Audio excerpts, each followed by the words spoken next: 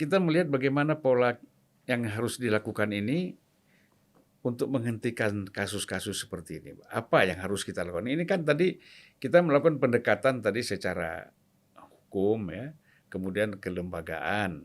Nah, kira-kira ada nggak aspek lain untuk kita melakukan jangan sampai ini terulang?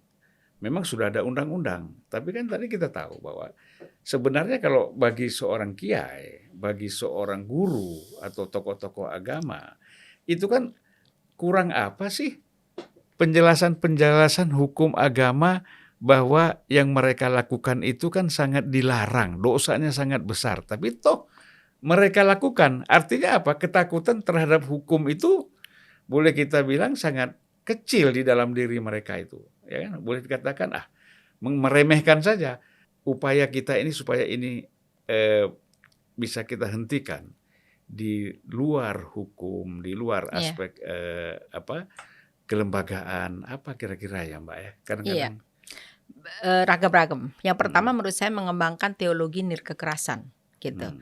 Jadi kekerasan dalam ragam-ragam ya Bang, termasuk kekerasan seksual. Menurut saya ini harus menjadi core isi dari ceramah-ceramah keagamaan, dari kurikulum, dari apapun gitu ya. Jadi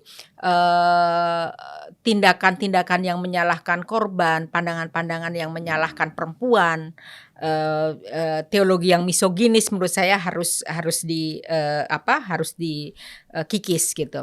Itu satu. Yang kedua, menurut saya membangun budaya sehari-hari yang anti kekerasan, termasuk dari ruang domestik. Edukasi kepada anak gitu ya, membangun rasa aman di rumah. Itu menurut saya menjadi hal penting, termasuk di lembaga pendidikan seperti yang beberapa kali saya sampaikan. Itu waktu saya di PBB di beberapa negara Skandinavian tuh menjadikan hak asasi sebagai ini sehari-hari Bang, sebagai untuk anak-anak SMP mereka berikrar supaya tidak menjadi pelaku gitu ya.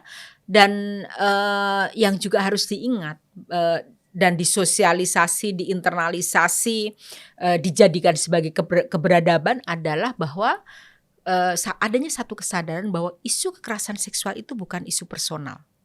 Dia adalah isu sosial. Dan orang harus tahu bahwa isu kekerasan seksual bukan kesengsaraannya bukan hanya pada korban, tapi juga kepada pelaku dan kepada keluarganya. Kita nggak kebayang Bang punya anggota keluarga, entah kita sendiri atau anak kita, suami kita, menantu kita, orang tua kita menjadi pelaku. Itu menghancurkan hidup si pelakunya sendiri, sepintar apapun nanti dia yang direkam oleh publik, apalagi dengan jejak digital, itu adalah bahwa dia adalah pelaku kekerasan seksual. Saya pernah ada satu rektor yang konsultasi ke saya karena ada muridnya yang sangat berprestasi, dapat scholarship di satu tempat di negara lain, tapi kemudian dia terindikasi menjadi pelaku kekerasan seksual. Yang saya langsung ingat adalah saya nggak membayangkan ibunya, nggak membayangkan ayahnya. Hancur banget gitu kan Bang, ini orang pintar, hebat gitu, tapi karena kelakuannya seperti itu gitu. Belum lagi nanti soal di penjara, hidupnya menjadi kayak terhenti, belum lagi selalu dikejar sejarah hitam gitu kan ya. Jadi orang harus sadar bahwa menjadi pelaku itu sebetulnya sudah menghancurkan puzzle hidup dia gitu. Jadi orang harus paham itu. Kemudian yang juga harus disadari kan selama ini kan yang disalahkan adalah pornografi. Iya, pornografi memang bermasalah. Tapi menurut saya kita harus lebih mundur dikit gitu, bahwa yang harus dijernihkan adalah cara pikir kita, cara ini kita. Mau distimulasi oleh pornografi kah, mau distimulasi orang menggunakan pakaian seminim apapun. Kalau kita tahu bahwa harus jernih bahwa saya tidak akan pernah menjadi pelaku. Saya harus menahan diri, gitu ya. Itu gitu ya. Jadi kalau dalam agama itu kan soal iman gitu ya, soal takwa.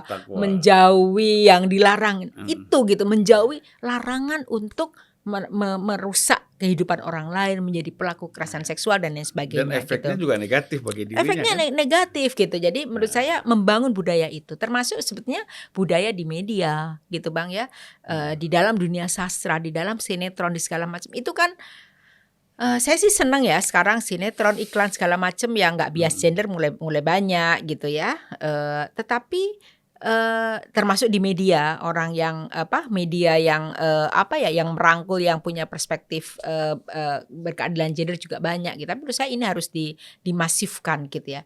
Cara menyampaikan berita itu tidak Mhm. sedikit yang masih menyalahkan korban gitu ya. Jadi menurut saya mulai harus ada transformasi, Mhm. cara melihat, persoalan ini gitu ya dan tadi sekali lagi membangun keberadaban baru gitu.